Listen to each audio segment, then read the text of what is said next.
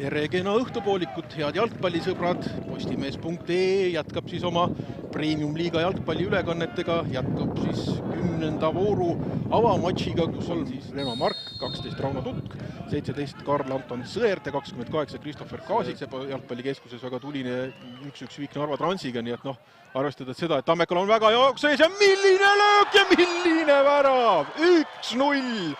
1-0 läheb Tammeka seda matši juhtima. Ja see on nüüd üks kandidaatidest, võiks öelda vist küll hooaja väravale, vähemalt seni.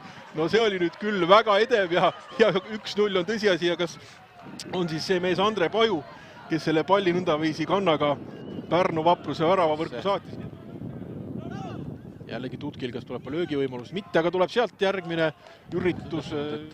Leitakse ka paremalt äärelt üles, Slastjov uuesti ja milline sööt veel mängitakse sinna viiekasti joonele, aga enam-vähem olla selles mõttes rahul, et tegelikult suudeti seal vastaste väljaku poolel ühte teist korraldada. Siin on võimalus Koskoril ja 2-0 tuleb ülikiiresti.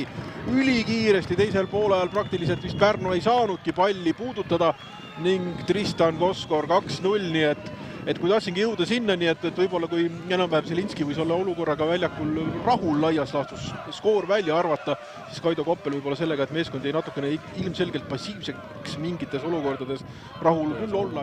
Tristan Koskor ning ja Pärnu koosseisu juurde veel tulla ei saa, sest Tammek on jällegi jätkuvalt ründamas ja penalti. 49 minut oli täis saanud, õigemini 50 oli lähenemas ja siin nüüd võetakse see 11. Ega seal protsent on selline, et võiks ka parem olla. On ka mees eksinud, aga mida teeb Teko nüüd?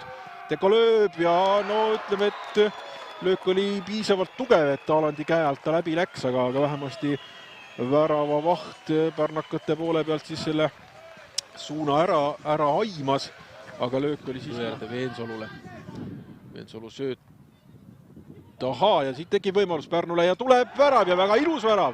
59. minutil läheb Pärnu kirja esimene värav selles mängus ja nüüd on näha, et ega siin tõesti, kui Tammeka kaitsjad siin väheke sirget jalga demonstreerivad, siis sahistatakse ära küll ja ka neid aegu, kui on olnud enam-vähem 3 mängu nädalas ja penalti Pärnu Vaprusele.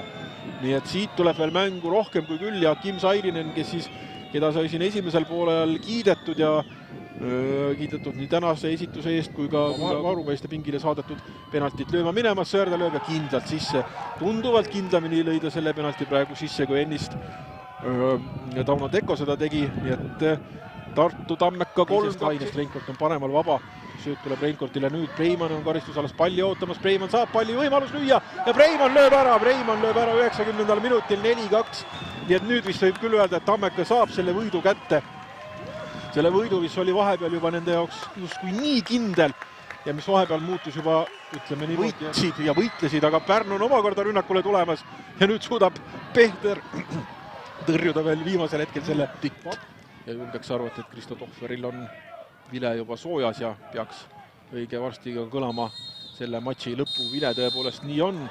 Tartu Tammeka kirjutab tabelisse 3 punkti, neil on nüüd kokku neid 19 ning tabelis ollakse 3. kohal. 4-2.